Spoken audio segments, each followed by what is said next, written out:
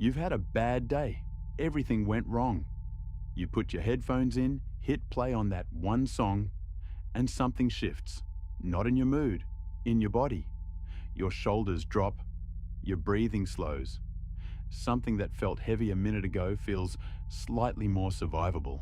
That's not a coincidence. That's your brain doing something remarkable. Of everything humans have ever invented, music is the only thing that activates every single region of the brain simultaneously. Language uses parts of the left hemisphere. Movement uses the motor cortex. Emotion uses the limbic system. Music uses all of them at the same time in a synchronized pattern that neuroscientists still don't fully understand. No other stimulus does this. Not food, not drugs. Music is in a category of its own. When you hear a song you love, especially during the moment right before the best part, your brain releases dopamine. The same dopamine that comes from eating, from winning, from falling in love. And the fascinating part is that the biggest spike happens during the anticipation, the few seconds before the drop, before the chorus hits, before the moment you've been waiting for. Your brain learns the structure of music and starts releasing reward chemicals before the payoff even arrives. About 65 to 70% of people get chills from music. That physical shiver that runs up your spine when a song hits just right. Scientists call them frisson. They're caused by an unusually large dopamine release. Your brain's reward system going into overdrive because the music did something unexpected. People who score high in openness to experience, curiosity, creativity, imagination, get chills significantly more often. Your personality literally shapes how music affects you. Your auditory cortex, the part of the brain that processes sound, is constantly doing something extraordinary when music plays. It's not just hearing notes.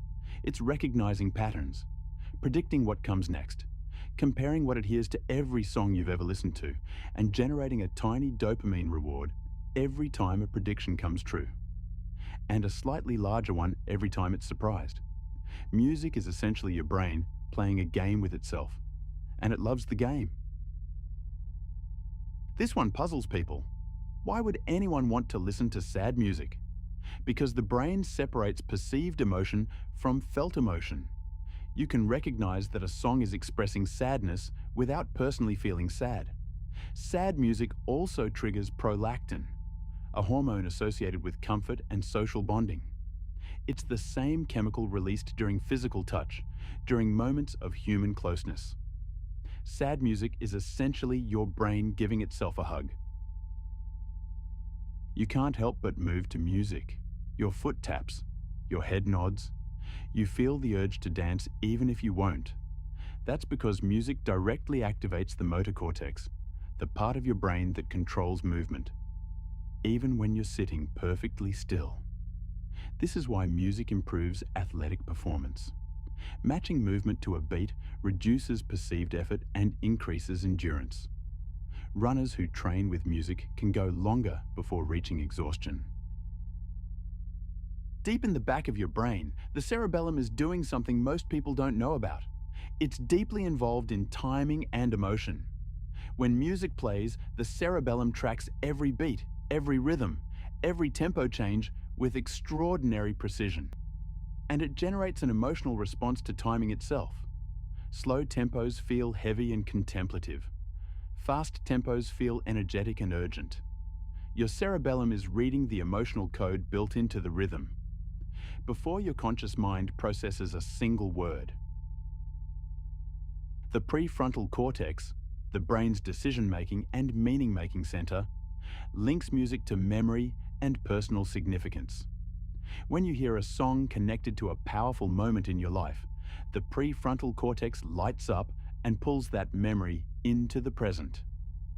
Music doesn't just remind you of the past. It essentially teleports you there. The emotional state you felt then gets partially reconstructed in your brain now. That's why a 30-second clip of an old song can bring back a whole year. The amygdala, The brain's emotional alarm system responds to music faster than any other stimulus. It doesn't wait for your conscious mind to catch up. Before you've had a chance to think this song makes me feel something, your amygdala has already processed the emotional content and begun generating a physical response. This is why music can change your emotional state so quickly. It bypasses the thinking brain entirely and hits the feeling brain directly. Listening to music, specifically slow, calm, or familiar music, measurably reduces cortisol. Cortisol is your primary stress hormone. Elevated chronically, it damages sleep, memory, immune function, and cardiovascular health. Studies consistently show that 30 minutes of listening to music you enjoy reduces cortisol levels significantly, more than most other passive relaxation techniques. Hospitals now play music in pre-surgical waiting rooms because the data shows it reduces patient anxiety better than some sedative medications. Music evolved alongside human social bonding. For most of human history, music was not something you listened to alone. It was something communities created together.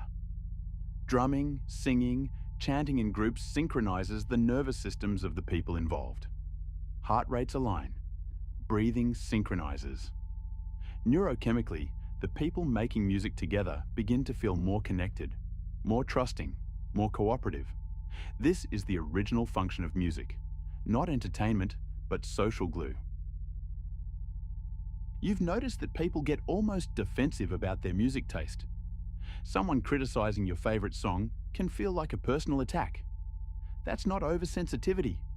Music you love becomes genuinely wired into your identity because the songs that moved you emotionally during formative years get encoded into memory alongside the emotions, the people, and the self-understanding of that time. Your playlist is literally a map of who you were becoming when you first heard those songs.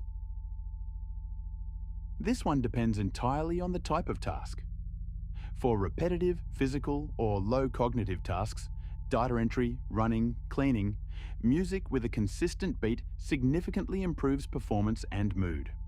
For tasks requiring deep reading, complex writing, or problem solving, music with lyrics actively competes for cognitive resources with the language centers of your brain. Two things trying to use the same neural real estate. Instrumental music at moderate tempo is the sweet spot for most knowledge work. Music has measurable analgesic effects. It genuinely reduces the perception of pain. It works through multiple pathways: dopamine release, cortisol reduction, and something called neural gating, the process by which the brain can be occupied enough by one stimulus that competing signals like pain get partially blocked. Patients who listen to music during and after surgery report lower pain scores and require less pain medication. Music therapy is now a recognized clinical practice in hospitals around the world. You know that song that gets stuck in your head and won't leave? Scientists call it involuntary musical imagery, your brain looping a musical sequence in the auditory cortex even in complete silence. It happens most often with songs that have a gap or an unresolved phrase. Your brain keeps returning to finish something that feels incomplete. The fastest way to stop an earworm is to listen to the full song and let your brain get the resolution it's been seeking. Or to do a cognitively demanding task that forcibly occupies the auditory regions with something else. Playing music, not just listening but actively making it, creates more structural changes in the brain than almost any other activity. Musicians have measurably larger corpus callosums, the bridge of neural fibers connecting the two hemispheres. Their motor cortex, auditory cortex, and visual cortex all show more grey matter density. Learning an instrument at any age strengthens memory, language processing, and executive function. You don't have to be a child to benefit. Adults who start learning instruments show meaningful neurological changes within months. You already know what music does for you. You feel it. Now you know why.